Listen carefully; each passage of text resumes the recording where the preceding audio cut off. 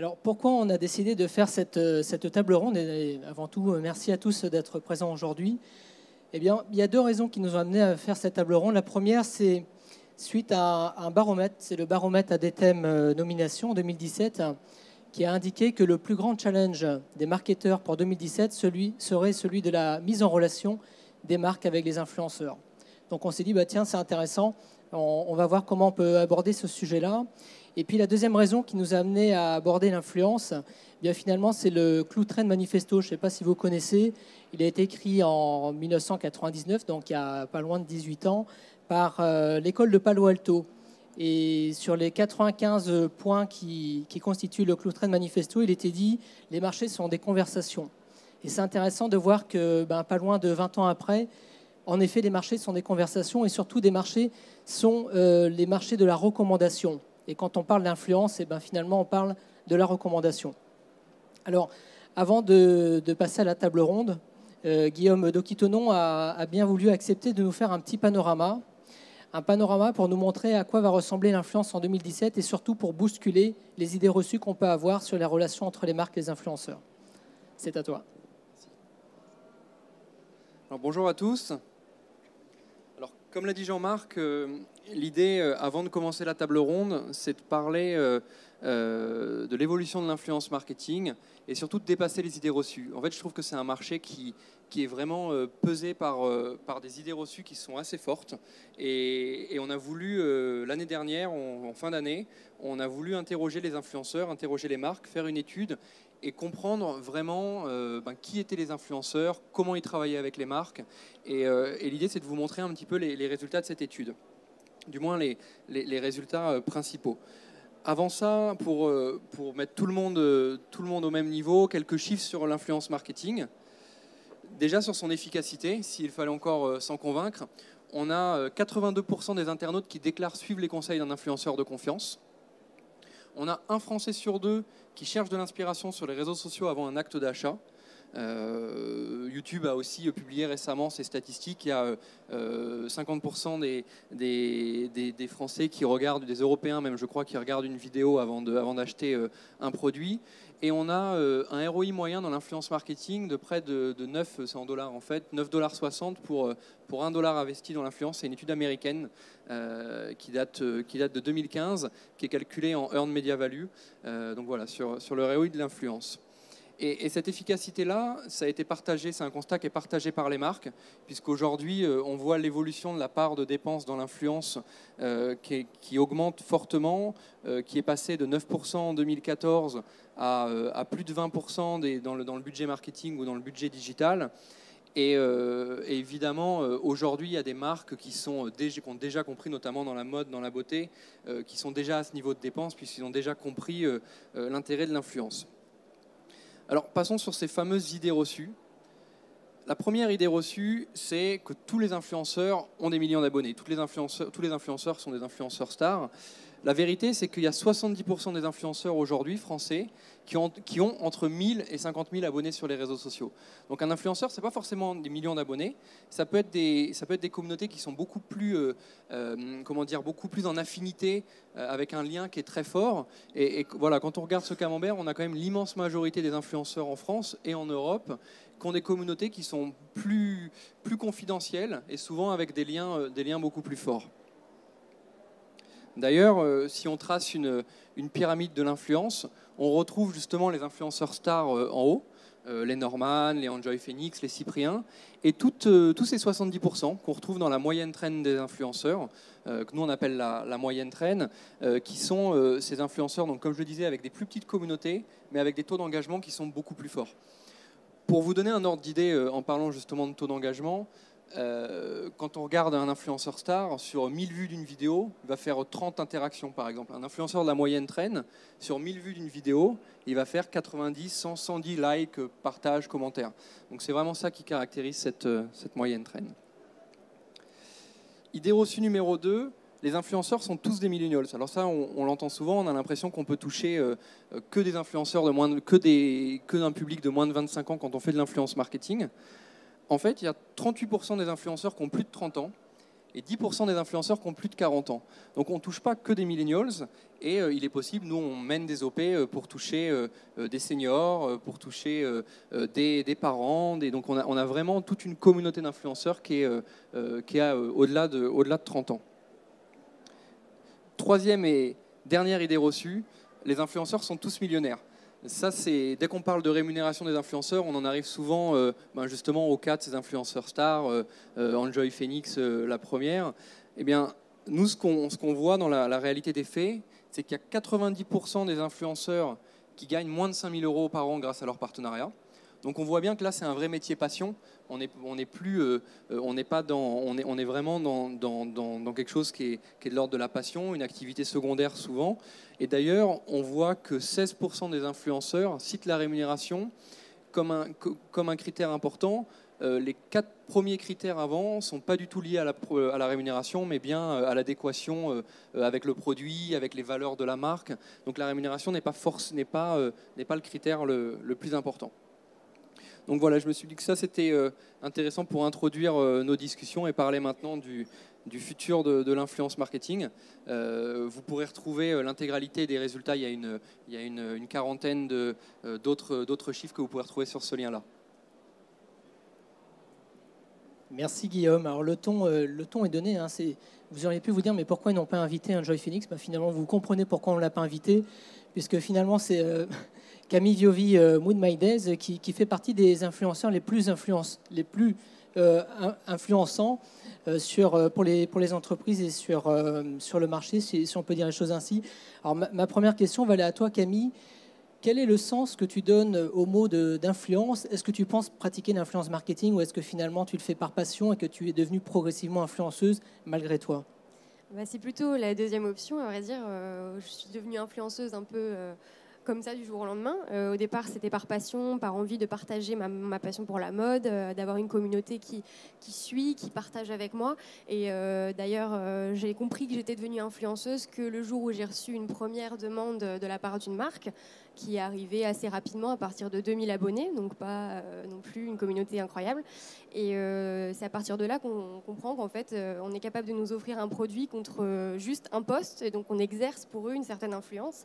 Mais j'ai moi-même encore du mal avec ce mot parce que j'ai pas forcément l'impression d'exercer une influence ou une pression, on va dire, sur ma communauté. Alors, merci Camille. Louis, quand on pense à Merci Andy, alors je pense que tout le monde connaît Merci Andy dans la salle. D'ailleurs, tu vas Je pense pas. Tu vas nous présenter Merci Andy. Les réseaux sociaux, c'est une deuxième nature chez vous. Et quand je te demandais tout à l'heure, est-ce que tu pratiques l'influence marketing, tu me dis, mais non, c'est une pratique naturelle qui est venue comme ça et tu ne mets pas forcément un mot concret derrière cette pratique que vous avez au quotidien. Exactement. Du coup, qui connaît Merci Andy pour voir un petit peu? Ok, on a encore pas mal de boulot. Donc notre pari, ça a été de prendre un produit du quotidien qui était le gel antibactérien. Et il était consommé uniquement par l'effet qu'il procurait et aucunement par le plaisir. Du coup, notre pari, et c'est ce qu'on constate également chez les millénials, c'est de ramener du plaisir à des usages hyper basiques. Et c'est ça qu'on a fait. Donc, ce sont ces petits flacons que vous pouvez trouver chez Monoprix, Sephora, Marionneau. Voilà. Donc, pour revenir, on est vraiment une digital brand. On s'est uniquement lancé sur des plateformes sociales. Notre site internet étant très faible, c'est Facebook et Instagram qui nous ont fait connaître. Et l'influence marketing, oui, on n'est pas des grands théoriciens. On a créé Merci Andy il y a 3 ans. C'est devenu quelque chose d'hyper naturel pour nous. C'est ni plus ni moins que du bouche à oreille, mais qui s'est digitalisé. Pour le coup, il y a une bouche et beaucoup d'oreilles pour certains influenceurs, mais c'est vraiment quelque chose qui est inné chez nous. C'est plus la marque qui parle de ses produits, mais ça va être les influenceurs. Et on va détailler ça après, mais voilà, c'est vraiment le rôle qu'on leur donne, c'est parler du produit et nous, on fait le reste. Alors c'est intéressant de voir que lorsqu'on est encore en dessous de la barre des trentenaires, le marketing n'est plus forcément une science ou une technique à proprement parler. Le marketing se fait au jour le jour. C'est une réinvention du marketing. Et c'est au travers de vos témoignages, on voit cette concrétisation finalement d'un marketing qui se fait au fil de l'eau. Est-ce que quand on va, Clément Beauvalet de Lumilette, donc filiale de Philips, est-ce que lorsqu'on va un peu plus dans le B2B, on revient sur une théorisation de la démarche marketing, de l'influence marketing, ou est-ce qu'aussi ça se fait un peu au feeling et en fonction des retours qu'on a avec ses consommateurs? Je pense qu'aujourd'hui, dans le B2B, la grande particularité, on va dire, par rapport au B2C, c'est clairement que le B2C, il y a déjà une pseudo-théorisation de l'influence, des capacités, de ce qu'on peut faire, des opérations. Dans le B2B, c'est encore très peu existant et c'est même parfois inexistant totalement. Le combat aujourd'hui, j'ai envie de dire, et notre parti pris, nous, chez Philips, c'est de dire que le B2B et le B2C commencent à se mélanger de plus en plus, que quelqu'un va attendre d'un partenaire comme nous des services comme il peut attendre d'Amazon, comme il peut attendre d'autres marques, et donc de travailler aussi en se disant prenons-les aussi pour des B2C. Nous aujourd'hui on fait notamment des tests produits très basiquement, mais c'est déjà un bon début parce qu'on a des nouveaux produits qui ne sont pas forcément très connus et qu'un garagiste qui est notre prescripteur de produits principal va pas connaître, et on lui envoie ses produits, on fait attention à lui, on travaille avec lui pour voir ce qu'il en pense, pour voir un peu son feedback, pour avoir un petit peu ses notions d'usage, pour savoir un peu et mieux comprendre ce qui se passe dans son garage. Donc il n'y a pas du tout de théorie, là on est vraiment en train de tester, de voir à gauche à droite. Et la boîte dans laquelle je suis, donc Lumileds Philips Automotive, moi je travaille aussi au niveau Europe, Middle East, Africa, donc beaucoup moins Middle East, Africa, mais plus Europe. Et d'un pays à l'autre, ça va être complètement différent. Mais on n'a pas encore vu de vrais influenceurs, on va dire B2B. Et on sait par contre que ces B2B sont influencés par du B2C aussi. Ce sont des fanats d'automobile, ce sont des passionnés d'automobile. Ils vont suivre un peu les mêmes qu'on va suivre dans le B2C. Alors finalement, le plus grand théoricien qui est avec nous, c'est Guillaume. Guillaume, chez Rich, vous avez coutume de dire qu'on ne s'intéresse pas forcément aux stars, mais qu'on s'intéresse plus aux galaxies. Et j'ai cru comprendre que ta plateforme réunit plus de 8000 influenceurs. Est-ce que tu peux nous dire finalement comment on entre en contact avec les influenceurs? Ça, c'est probablement l'une des grandes questions que tout le monde se pose ici, c'est comment entrer en contact avec les influenceurs. Et on aura deux types de réponses. Il va y avoir la réponse qui nous sera donnée par Guillaume, quelque chose d'assez structuré, assez organisé, et on reviendra plus sur une dimension plus test and learn pour trouver des influenceurs qui sont vraiment en phase avec vos produits. Mais les deux approches se valent. Guillaume.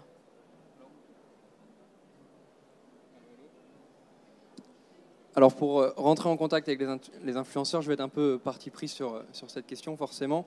Alors vous pouvez soit le faire par une solution comme la nôtre qui permet justement qui agrège des communautés d'influenceurs qui ont fait le choix de s'inscrire, soit le faire en direct. Dans les deux cas, c'est quand même les mêmes mécaniques qui s'appliquent. À un moment, dans la présentation, je montrais les premiers critères d'acceptation d'un partenariat. Donc un influenceur, il est indépendant, hein, même quand il est inscrit sur une solution comme la nôtre, il va choisir de travailler avec une marque ou refuser. Et donc, il va falloir approcher les influenceurs qui sont les plus pertinents, qui matchent finalement l'ADN de la marque, qui a le même ADN dans ses prises de parole. Et donc, il va falloir faire un vrai travail d'étudier ce que l'influenceur a l'habitude de poster, comment il parle, est-ce que ça va être cohérent avec est-ce que ces prises de parole vont être cohérentes avec le discours de la marque. Et donc il y a un vrai travail en amont de détection de l'influenceur finalement et de son influence. Ça c'est la première chose. Et puis ensuite il va falloir définir, une fois qu'on rentre en contact avec lui, il va falloir définir les conditions du partenariat. Sur quel réseau on va l'activer, est-ce qu'on le rémunère, est-ce qu'on ne le rémunère pas, ça je pense qu'on en parlera un petit peu plus tard. À quel moment il doit poster, et finalement un brief une fois qu'on est rentré en contact avec cet influenceur. Merci Guillaume. Chez Merci Andy, l'influenceur, on pourrait se dire que finalement les influenceurs de Merci Andy sont les consommateurs de Merci Andy. Pour le coup, clairement, et c'est ce qu'on a développé un peu, c'est la seule théorie qu'on a mis dans notre boîte, c'est le smart sampling, c'est-à-dire que nous, quelqu'un qui achète notre produit et qui le poste sur Instagram, on préfère ça à une pub télé, certainement. Et c'est hyper important. On a environ sur Instagram une photo de nos produits qui est prise toutes les 17 minutes. Donc on est super content, on répond à tout. C'est-à-dire qu'on a deux community managers, un qui va créer du social et l'autre qui va faire beaucoup de travail, de likes, de commentaires. Parce que c'est hyper flatteur en fait pour un consommateur quand il poste une photo d'un produit et qu'il en dit du bien, d'avoir une réponse de la marque. Et donc voilà, donc notre principal média, c'est les influenceurs et c'est nos acheteurs qu'on appelle nos chatons, mais qui vont eux-mêmes poster et partager à leur communauté qui est parfois faible, mais très engagée et qualifiée. Alors, une petite question pour Camille. Comment es-tu, toi, contacté par les marques? On repasse du côté influenceur. Hein. Bah, il y a deux solutions, en fait, vraiment, soit en direct, comme on l'expliquait. Tous les influenceurs laissent leur mail sur leur compte Instagram, donc il est assez facile de les retrouver en cherchant des hashtags pertinents qui vont avec le contenu qu'offre la marque. Pour des blogueurs de mode, taper fashion, etc. On peut voir ainsi les publications les plus engagées en top en haut de votre fil d'actualité. Donc après, on peut facilement trouver via un blogueur. Souvent, d'autres blogueurs du même type vont beaucoup commenter leurs publications et ainsi trouver des gens qui correspondent dans le même style. Après, la deuxième approche, elle est plus en passant par des plateformes comme Reach, comme Octoly, où là, c'est moi qui vais aller vers les marques qui proposent des produits. On peut envoyer un petit message à la marque en expliquant pourquoi on est motivé par tel ou tel produit. La marque accepte ou non. Et ensuite, on reçoit le produit, on doit le poster dans les 15 jours. Donc ça permet aux marques qui ne savent pas forcément comment aller vers les influenceurs eux-mêmes et qui ne connaissent pas forcément les outils, d'avoir les influenceurs qui viennent eux-mêmes à eux et qui sont déjà motivés par les produits proposés par la marque. Alors, par exemple, je suis en train de passer un slide qui est un post sur Instagram. On voit Pretty Wild Shop, promo de Pimki, Oui. Joli Chic Official. C'est des vêtements que tu portes parce que tu as été sollicité par les marques, ou est-ce que y a un partage entre ta propre garde-robe et puis des sollicitations de marques? Il y a un peu des deux, c'est ça qui est important aussi, c'est de ne pas avoir un fil d'actualité qui est uniquement une page publicitaire. Il faut qu'il y ait du mix, il faut qu'il y ait un peu de partenariat et un peu de réel, de choses qu'on a acquéries nous-mêmes. Merci. Alors, une question qu'on se pose aussi, alors une fois qu'on a trouvé l'influenceur, c'est la manière dont on va briefer l'influenceur. Est-ce qu'un influenceur, ça se briefe ?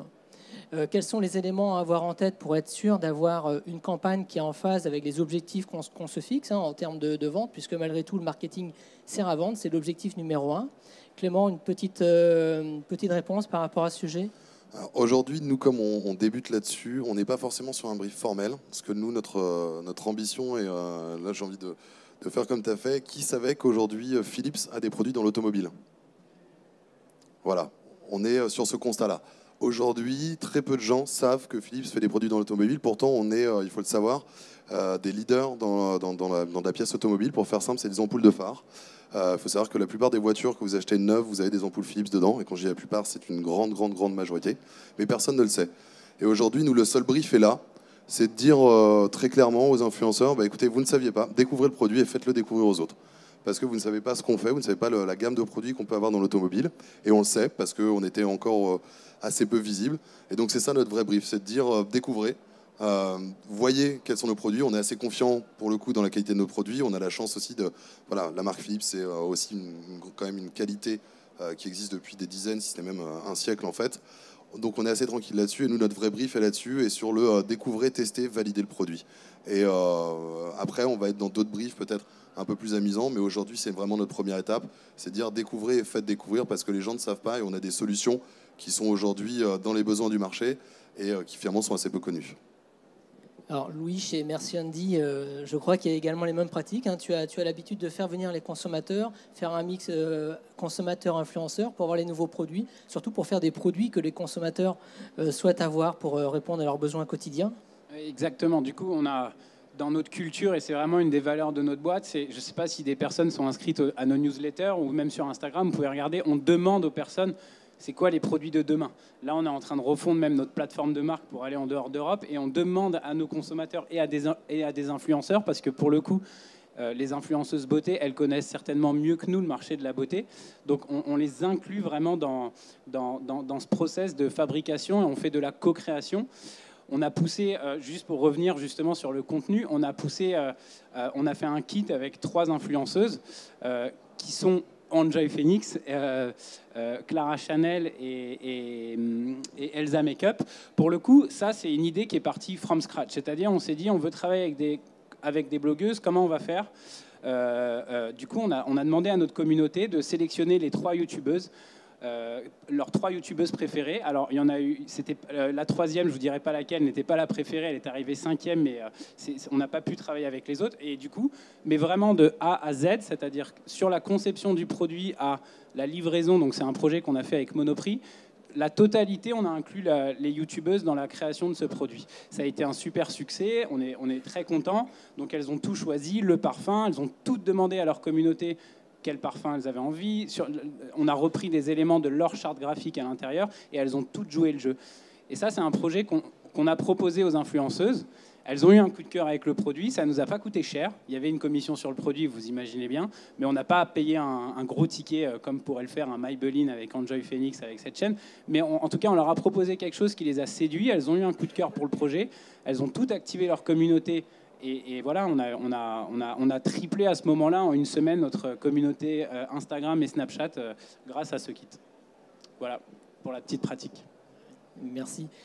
Guillaume, une petite remarque, puisque sur la plateforme Reach, on est dans une démarche comme d'automation, de marketing automation.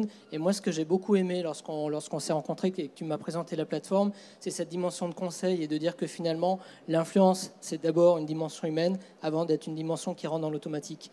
Et il y a une grosse part du travail qui est fait par Reach avec les marques et les influenceurs qui portent sur le détail et sur l'écriture de ce brief. Exactement. En fait, nous, notre positionnement, c'est de se dire, aujourd'hui, le vrai succès d'une campagne d'influence marketing, au-delà du choix des influenceurs, il est déterminé par la mécanique qu'on met en place. Est-ce qu'on fait tester le produit? Est-ce qu'on fait de la co-création comme il y a eu ici? Est-ce que c'est de l'événementiel où la marque rencontre ses influenceurs?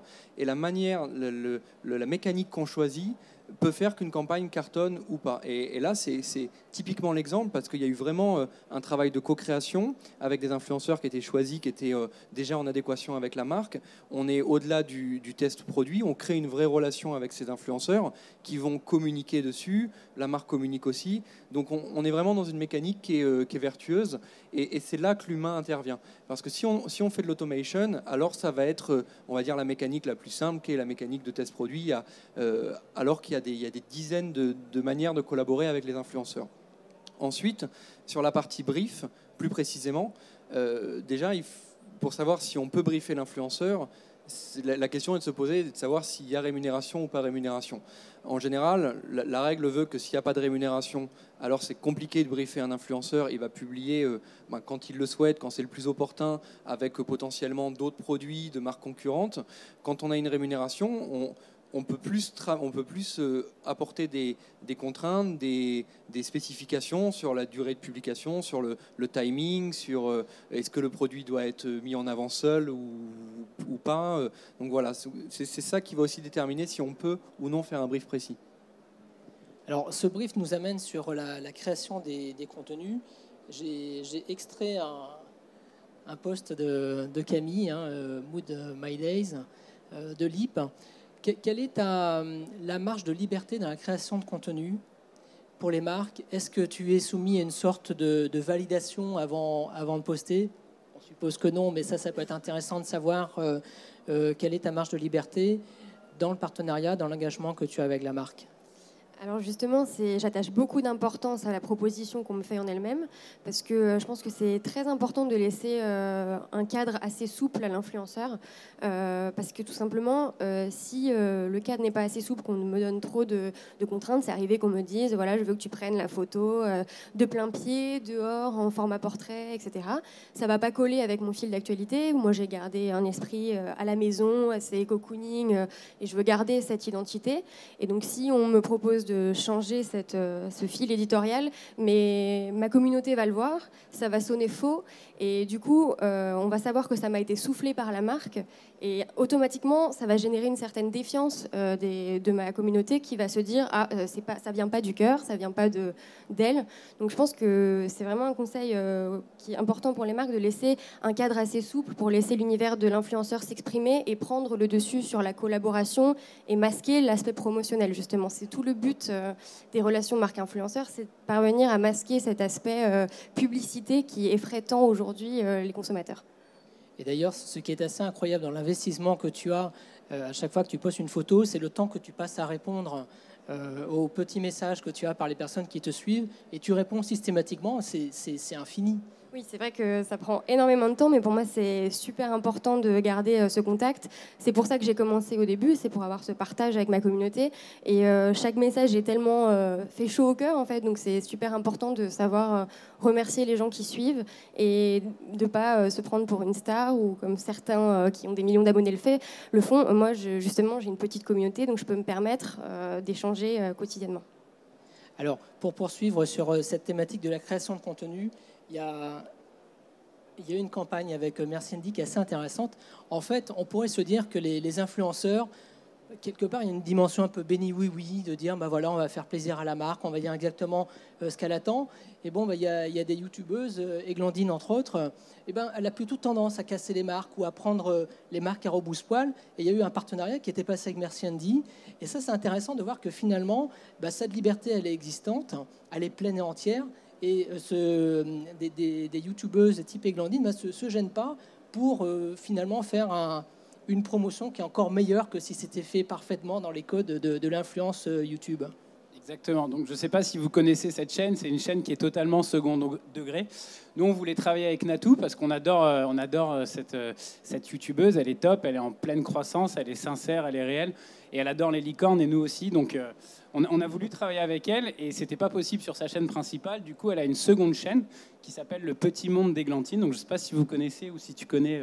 Non, elle a une chaîne qui, en fait, caricature la youtubeuse dans son Graal. C'est très beau comme elle le fait. Et elle n'avait jamais travaillé avec une marque. Donc, on l'a contactée directement, lui a envoyé un petit mail en lui expliquant bah, nous, on serait OK pour faire ton premier partenariat. Eglantine, ça nous intéresse que tu parles de nos produits et voir comment une youtubeuse beauté parlerait de Merci Andy. Donc, on lui a envoyé toute notre collection, pardon, et elle a vraiment joué le jeu à fond. Pour le coup, on lui a laissé sa ligne éditoriale, mais elle est complètement respectée. Il y a un ou deux trucs qu'on lui a demandé un peu de twister parce que c'était un peu border. Et au contraire, on lui a rajouté des blagues. Typiquement, elle n'avait pas pensé à ça. On lui a dit, tu devrais faire ça. Quand elle ouvre le carton, il y a la première chose qu'elle sort, c'est un chèque. Voilà, donc c'est pour montrer vraiment comment on a joué du second degré et comment on a réussi. Elle a réussi à monétiser une chaîne où elle n'avait pas réussi, qu'elle ne monétisait pas avant. Donc on lui a apporté des affaires. Et nous, on a touché une communauté qui est humour, mais qui est très, très féminin et complètement dans notre cible. Donc pour le coup, ça a été vraiment un win-win intéressant. Et voilà. Alors, quand on vous écoute, on voit quand même que les choses s'organisent, que c'est assez peu souvent comme le fait du hasard malgré tout, puisque bah, vous vous professionnalisez. Et quand on parle de professionnalisation dans cette démarche, il y a une dimension qui est importante, surtout quand on investit de l'argent, c'est la dimension de la planification, d'organiser les campagnes. Et la question qu'on pourrait se poser, c'est bah, finalement, quand on fait l'influence marketing, est-ce que c'est un one-shot ou est-ce que ça se répète? Est-ce qu'il y a des influenceurs attitrés des marques? Est-ce que ça s'installe dans le paysage et que c'est une pratique qui finalement est en train de se faire reconnaître? Je peux répondre peut-être. Pour le coup, nous, en social media, il faut aller très très vite. Une mise à jour Instagram et c'est la moitié du trafic de Snapchat qui baisse. Donc on avait planifié plein de choses sur Snapchat. Aujourd'hui, chez nous, c'est plus du tout d'actualité. C'est pas héroïste, on peut pas cliquer ou on clique mal. On n'a aucune data à part le nombre de vues comparé à un Instagram qui est beaucoup plus fort. Donc tout ce qu'on avait planifié, même à 3 mois, qui peut paraître long mais qui est très court dans une startup, qui est très long dans une startup, pardon. Du coup, voilà, faut vraiment rebondir sur ce qui se passe, sur les algos, ça c'est un peu compliqué. Aussi sur les nouveaux influenceurs, il y a Musical.ly qui est très très fort, il y a YouTube qui est baissé mais qui est revenu fort. Faut sans cesse faire de la veille et être les premiers à chaque fois dessus. Donc c'est du contenu, mais on planifie très très peu. Ouais, alors nous, on a une approche qui est assez différente, je pense, là-dessus. On est dans une logique, quoi qu'il arrive, qui va être long-termiste. Aujourd'hui, on est plus, on commence à tâter le terrain, donc ça fait un peu, on dirait un peu qu'il y a du one-shot, mais très clairement derrière, on a beaucoup réfléchi. Du moins, moi, j'ai beaucoup passé de temps et j'ai l'avantage aussi, la particularité d'avoir été moi-même. Alors à l'époque, on appelait ça un blogueur dans l'automobile. J'étais invité sur circuit, je m'amusais beaucoup, c'était assez drôle.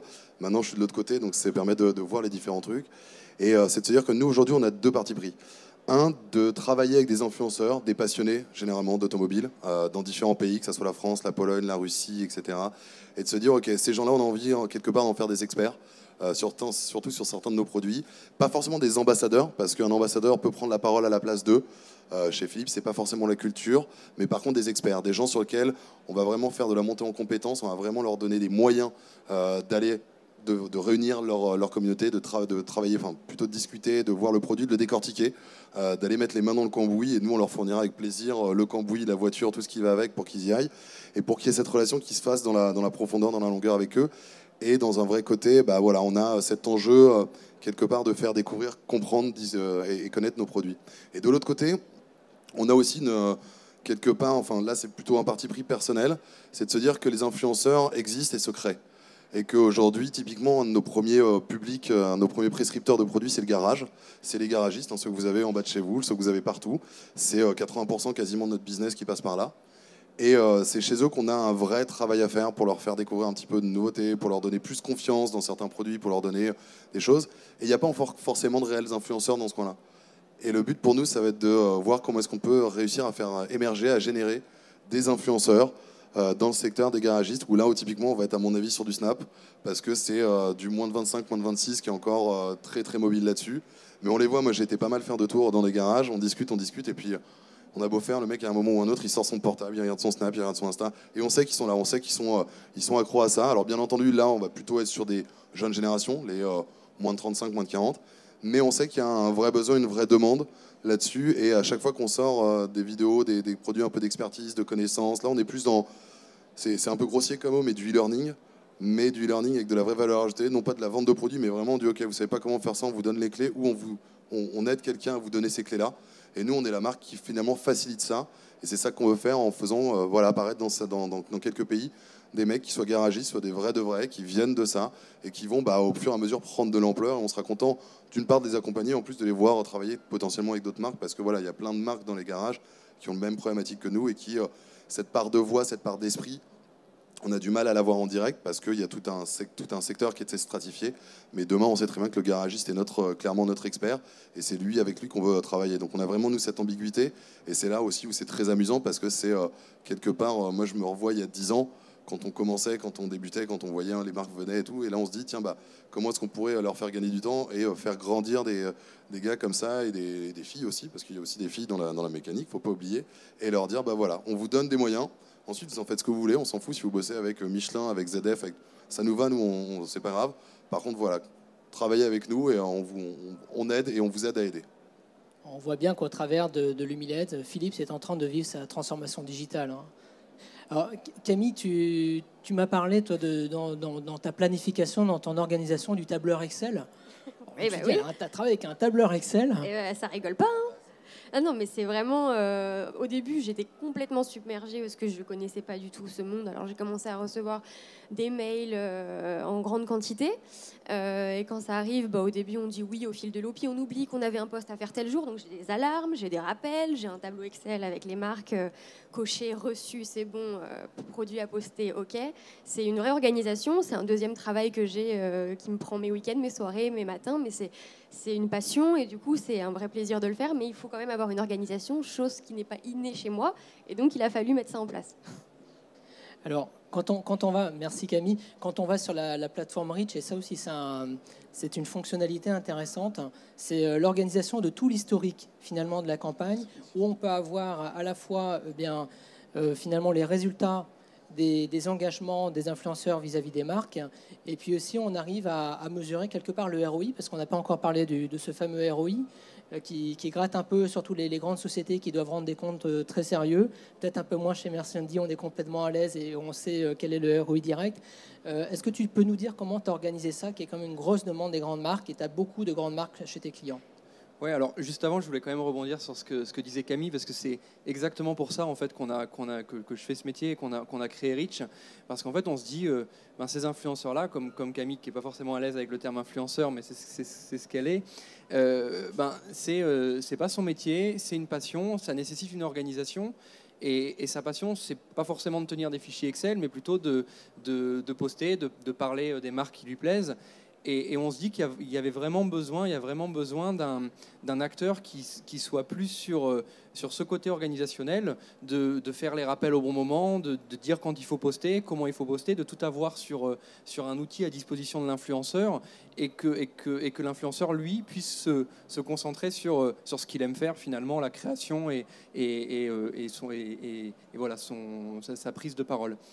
Maintenant, pour répondre à ta question sur le ROI, alors on a développé donc un dashboard qui nous permet sur une campagne de voir comment a performé chaque influenceur individuellement, c'est-à-dire le nombre de likes, de partages, de commentaires, parce que c'est ça quand même aujourd'hui le KPI clé de l'influence marketing et le KPI qu'on peut comparer aussi entre réseaux sociaux. Donc c'est de savoir, nous on appelle ça l'engagement, ça s'appelle aussi l'interaction, c'est sur un post ou sur une campagne combien j'ai eu de likes, partages, de commentaires, sachant qu'en plus on peut donner des valeurs aussi différentes à chacun de ces engagements. On peut se dire, et c'est logique, qu'un commentaire a plus de valeur qu'un like, qu'un commentaire sur un blog a plus de valeur qu'un commentaire sur Facebook, parce que c'est plus engageant de commenter sur un blog que de commenter sur Facebook. Donc on peut donner des valeurs, et c'est comme ça aussi qu'on peut calculer finalement le ROI d'une OP en donnant ces valeurs-là. Après, on peut calculer le ROI évidemment aussi au niveau des ventes, mais c'est vrai que se posent quand même quelques difficultés. Déjà aujourd'hui, les meilleurs réseaux comme Instagram, Snapchat sont des réseaux qui sont difficiles à... Aujourd'hui, on ne peut pas mettre de lien sur Snapchat, sur Instagram. Alors oui, on peut mettre des codes promo, mais est-ce qu'on peut suivre sur le long terme? Quand on n'est pas un pure player, est-ce qu'on peut suivre ce qui va s'acheter en boutique? Donc ça devient quand même compliqué de calculer le ROI de cette manière-là. Donc il faut trouver d'autres méthodes. Je trouve que de partir de l'engagement, c'est quand même une bonne méthode pour pouvoir bien voir la performance de sa campagne. Et du coup, il y a une autre question qui vient sur la mesure de l'efficacité. On rémunère quelqu'un qui est efficace, c'est pas sûr qu'on rémunère une personne qui n'a pas bien fait son boulot. Comment ça se rémunère un influenceur? Alors, comment ça se rémunère? En général, c'est proportionnel. Nous, comment on l'a fait? On a mis en place un algorithme qui va nous donner une rémunération marché selon la taille de la communauté et son nombre d'engagements moyens. C'est-à-dire qu'on vient calculer sur les 2 dernières années ou sur les 30 derniers jours, ça dépend des cas, le nombre moyen de likes, de partages, de commentaires, ce qui va nous donner son niveau d'engagement. Après, la rémunération, elle va être différente pour chaque type d'opération. C'est-à-dire que quand on est sur un test produit où c'est que du digital, on envoie le produit, la personne reste chez elle, ça va être une rémunération différente que quand on la fait venir à un événement ou quand on a un brief qui est encore plus précis, la rémunération peut encore être différente. Donc après, comme chaque opération d'influence est différente, chaque rémunération va être adaptée différemment. Mais après, la base, c'est quand même toujours le taux d'engagement. Camille, tu valides? Alors je valide complètement. Moi personnellement, je demande jamais de rémunération de moi-même ou voilà. Ça m'arrive uniquement par des techniques d'affiliation, c'est-à-dire mon code promo a généré tant de ventes, donc j'ai le droit à un petit pourcentage sur ces ventes. Mais globalement, j'ai jamais été vraiment rémunérée et ça me va très bien comme ça parce que je me sens pas forcément légitime à être rémunérée pour ce que je fais. C'est seulement une passion. Enfin, je sais que moi je n'en vis pas, donc j'ai pas forcément besoin d'être rémunérée. Mon plus beau cadeau, c'est d'avoir tous les jours la possibilité de tester de nouveaux produits, d'aider des marques à se lancer. C'est une relation donnant-donnant, c'est-à-dire que je leur offre ma visibilité et en retour, ils m'offrent du contenu pour pouvoir alimenter mon compte, chose que sans eux, je ne pourrais pas faire. Et du coup, la rémunération, elle se fait de cette façon, quoi. Merci. Je propose qu'on passe aux questions du public et des personnes qui sont présentes dans la salle. Vous avez sans doute des questions qui... Oui. Et présentez-vous. Donc, je suis Émilie, je travaille pour Decathlon, en particulier la marque de running. J'ai une question pour toi, Camille. Je me permets de te dire tu. Bien sûr. On ne doit pas être très loin en termes d'âge, je pense. Oui. Ma question, c'est quand tu reçois une demande d'une marque pour un éventuel partenariat, qu'est-ce qui retient ton attention? Qu'est-ce qui te fait accepter ou non une demande? Est-ce que c'est l'originalité? Est-ce que c'est la marque en question? Enfin, voilà. Alors tout simplement, je me pose plusieurs questions. La première, c'est est-ce que de moi-même, j'aurais été vers cette marque sans aucune demande de partenariat? C'est important pour un souci d'authenticité, de proposer un contenu qui me plaît. Après, bien sûr, je regarde si le contenu et la marque en elle-même va avec mon fil éditorial. C'est-à-dire que voilà, moi, c'est le côté mode, mood. Et donc, si ça reste dans ce filon, ça ira très bien. Je veux absolument que ma communauté trouve sur mon compte ce qu'ils sont venus chercher. Donc il m'arrive d'avoir des produits super qui me sont proposés, mais de dire non parce que ça ne va pas aller avec mon fil éditorial. Et comme je le disais tout à l'heure, la dernière chose que je regarde, c'est la proposition en elle-même, savoir si elle me laisse un cadre assez flexible pour m'exprimer librement. C'est extrêmement important. Qu'on ne m'oriente pas vers un produit qui ne va pas forcément me plaire, qu'on me laisse choisir. C'est important de fixer un cadre tout de même, parce qu'on sait que dans ce monde, certains profitent de la gentillesse des marques et ne vont pas faire un post de qualité. Donc, demander de poster tel hashtag, de référencer, d'identifier telle marque, c'est important. Si c'est un lancement produit, de dire voilà, on voudrait que le post se situe entre telle et telle date, c'est important aussi. Mais il faut que le cadre reste assez souple pour que l'influenceuse puisse mettre son univers plus en avant. Voilà. Il me semble qu'il y avait une main qui s'était levée par ici. Vous avez une question ?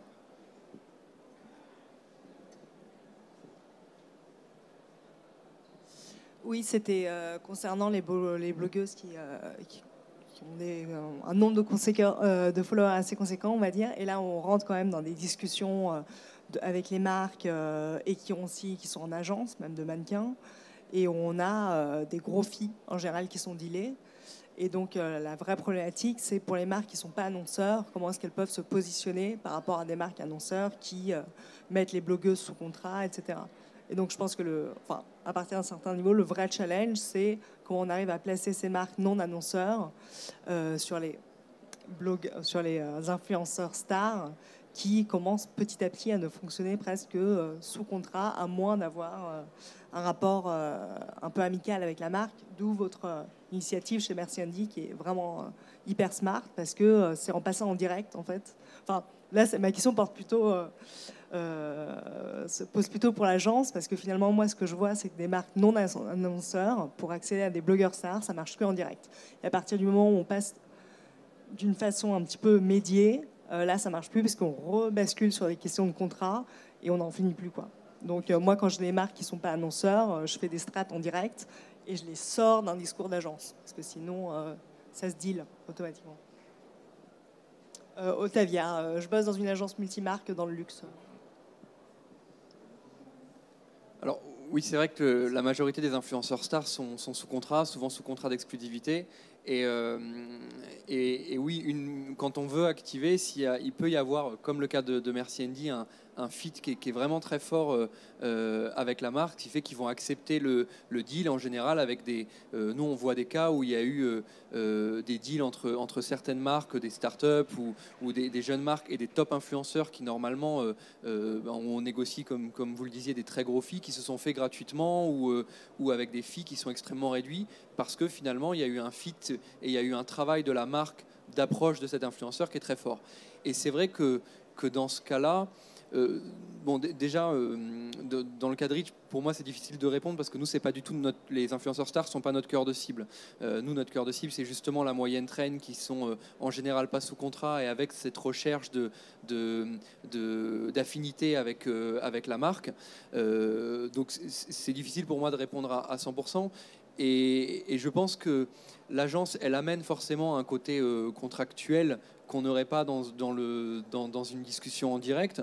Maintenant, si le fit est quand même là et qu'on a trouvé l'influenceur, je pense que ça n'empêche pas de prendre aussi la place de l'influenceur et de négocier pour cet influenceur-là de faibles fees, puisque de toute manière, après, c'est possible que la marque fasse une plus grosse campagne avec d'autres influenceurs avec qui elle ne développe pas cette affinité. Donc, je ne pense pas que ce soit impossible pour une agence de faire la même chose qu'en direct, c'est-à-dire de trouver l'influenceur qui acceptera de réduire son fees parce qu'elle est vraiment en adéquation avec la marque, puisque c'est aussi dans l'intérêt de l'agence, si elle a cette marque-là comme client, de pouvoir après lui faire entre guillemets cette fleur pour continuer à bosser avec elle. Pour compléter, moi, je me positionne. T'es dans l'hôtellerie, tu vois. Une fille comme Natou, je pense qu'elle peut dormir tous les soirs pendant 3 ans à l'hôtel, dans des hôtels différents. Elle se fait tellement contacter par des hôtels qu'elle pourrait. Donc, il faut vraiment lui proposer un contenu qui va pas être juste dire, bah tiens, je t'invite une nuit dans l'hôtel et puis tu fais 3 photos, une dans le spa, une dans l'hôtel et une au petit déjeuner. Il faut que tu ailles lui proposer, et c'est à chaque fois ce qu'on essaye de faire. Là, on va sortir d'autres choses avant l'été, c'est de se dire, bah comment sa communauté, elle va être plus engagée sur ce poste-là. J'en sais rien. Ça peut être, elle peut faire gagner 3 nuits d'hôtel à sa communauté, ou une soirée pyjama avec ses top 10 followers. J'en sais rien. Mais en tout cas, faut aller lui. Elle aussi, elle a envie d'avoir du contenu qui soit engageant pour sa communauté et pas que ça sonne faux. Et donc, du coup, faut aller lui proposer quelque chose de différent, quoi. Voilà. Une autre question ?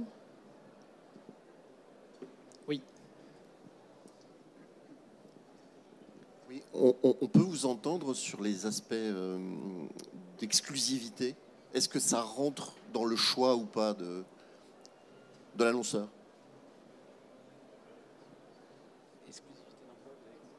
Dans quel sens exclusivité ? C'est être exclusif sur la marque. Alors, de notre côté, nous, pas du tout. Aujourd'hui, la question ne se pose pas vraiment, parce qu'on a l'avantage d'être un peu les first movers là-dessus.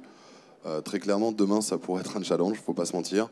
Mais je ne pense pas que ça soit une bonne chose d'avoir de l'exclusivité. Je pense qu'aujourd'hui, quoi qu'il arrive, chaque personne reste... Ce que disait Guillaume, hein, je pense que c'est très vrai, et je pense que Louis partage ça, c'est un business d'humain. C'est du relationnel, c'est de l'humain. Et dire à un humain, tu mets exclusif, tu fais que ma marque... C'est bête. Je pense que c'est pas respecter l'influenceur, c'est pas respecter sa communauté. Je pense que l'exclusivité là-dessus, pour moi, n'apporte rien, et au contraire, ça montre qu'on est un peu égoïste, ça montre qu'on n'est pas sûr de soi, et ça montre qu'on est un peu mesquin quelque part. Donc je pense qu'il vaut mieux au contraire être très clair, dire bosse avec les autres, nous tu sais comment tu bosses avec nous, et puis on avance comme ça.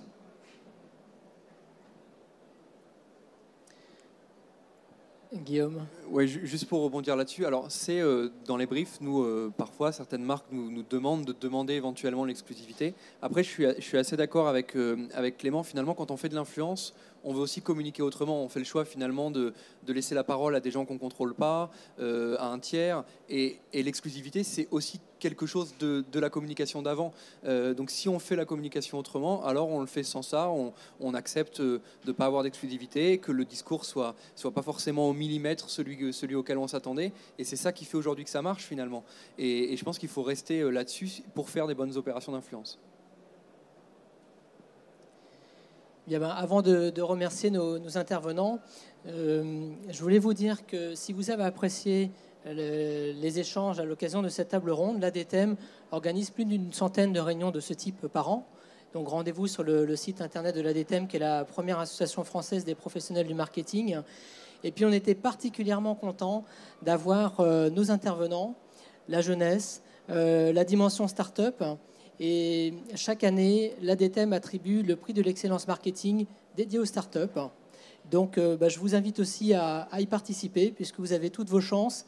Et merci beaucoup de nous avoir montré le chemin de l'avenir du marketing, puisque c'est une pratique qui se réinvente au quotidien, et elle se réinvente avec des gens comme vous qui la font et qui la pratiquent. Merci beaucoup, et merci à vous également.